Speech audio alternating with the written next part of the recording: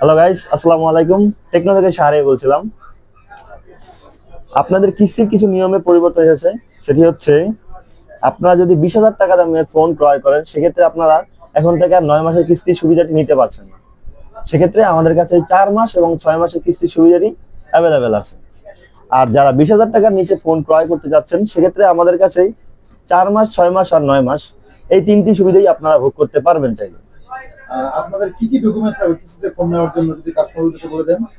হ্যাঁ, আমাদের ডকুমেন্ট হিসাবে লাগবে যে ফোন নেবে তার এনআইডি কার্ড, নমিনির এনআইডি কার্ড, এবং যে ফোনটি ক্রয় করবে নমিনি না আপনার গ্রান্টার এনআইডি কার্ড? ওই তো গ্রান্টারের এনআইডি কার্ড।